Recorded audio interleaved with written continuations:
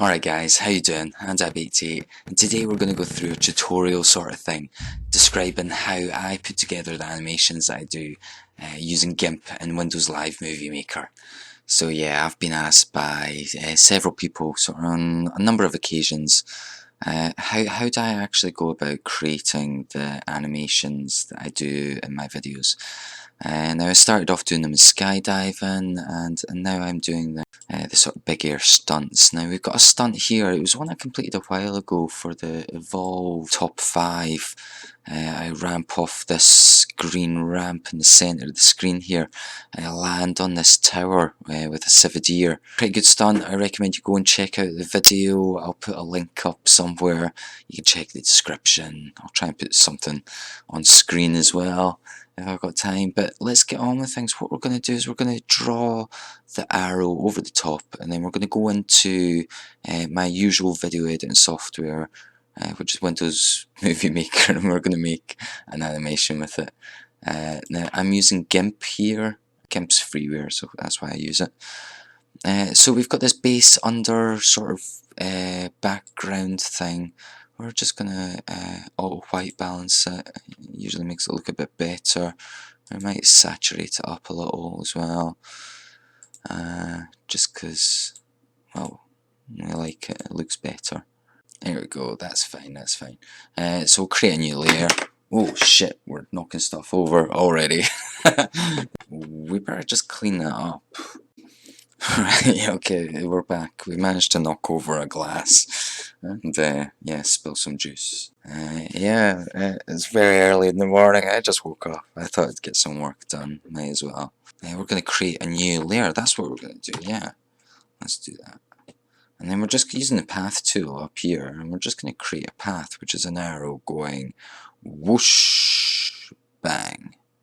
So it's just following the rough direction that I sort of approach from. I'm going to go up the ramp here. I'm going to fly through the air over here. I'm going to land down there. Oh, didn't mean to do that. Now, this is all just going to be judged 100% by eye. That means it's probably like 100% inaccurate. But it's not really about whether it's actually accurate or not. It's whether it feels right. And that's all we're going to go for here. Is just a feeling of, does it look like it's alright? As long as it looks like it's alright, we'll be fine. And now the reason I'm doing this stupid video is because I actually done one on Twitch a while ago. But it deleted it. Without even telling me. Without even warning me. And what I think we might just do here is we might just go into like a fast forward mode. That would be beneficial, I think. And it will just show you in a fast mode how much time I spend faffing about with these things. Yeah, let's do that.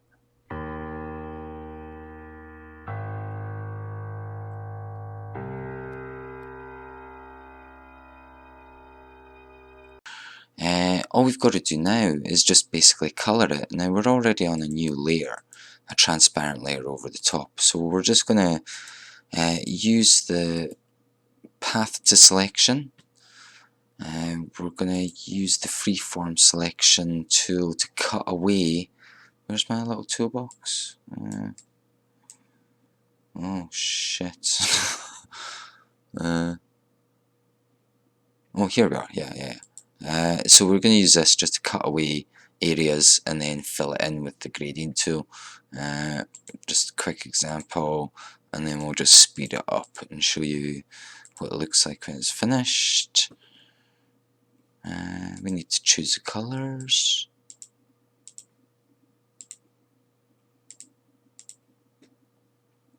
Okay, so what we're going to start, the light's coming from that direction, so it's sunlight's up there, shining down this way, so it's going to be sort of bright up here. So yeah, so we want to go bang. So dark getting brighter. that's too much.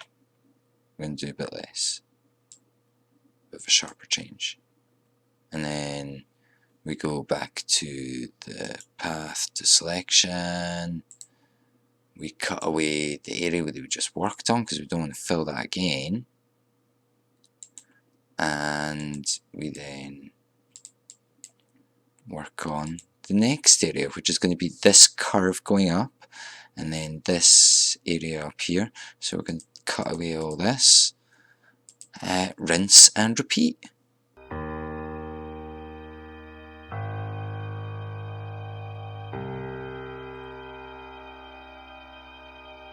And that's us for the colouring. All we've got to do now is just sort of set it in place, which just involves a bunch of tweaks. So we're going to cut out this area.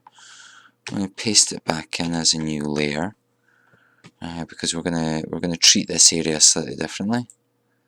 And what we're going to do is we're going to blur it up, we're going to desaturate it, we're going to add in some shadows, and hopefully that'll all just set it in place a little bit more.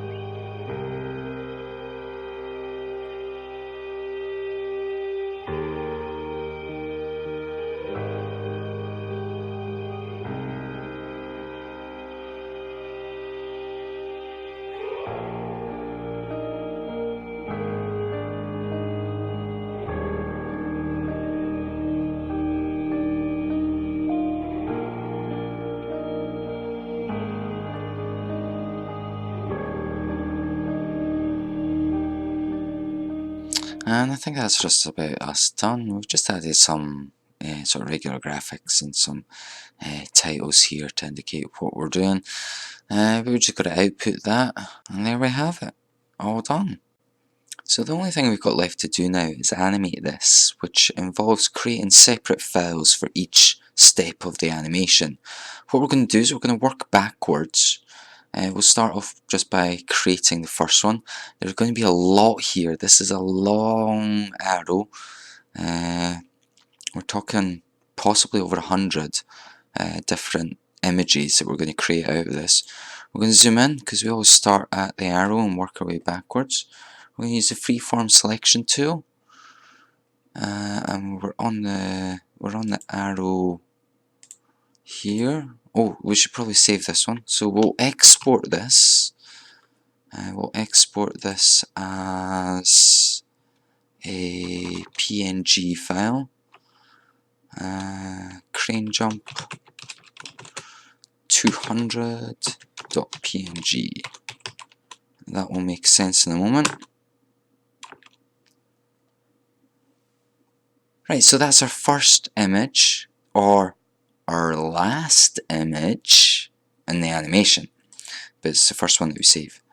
So we're going to delete some of the arrow there. We're going to delete some of the shadow here. Excellent. And then we're going to save that. But we're going to save that as 199. So that when we then stack these into Windows Movie Maker, they'll all be stacked numerically, which means that they'll all be in the order they need to be in order to animate this correctly. Now, what I'm going to do now is I'm going to start speeding up. I'm going to put this thing in fast forward, but I'm just going to show you the sort of technique that I'm going to use here. I'm going to create a selection here, and I'm going to move this selection around in order to delete things, which is a much sort of faster way of doing things. So we're going to delete that bit, we'll delete that bit, we're going to export that, we'll do 197, and then we'll just go into fast forward mode, so you can see that we can just delete this very easily. We can delete a bit of that. Also quite easily we can export it with a keyboard shortcut, and we can rinse and repeat that over 100 times or something.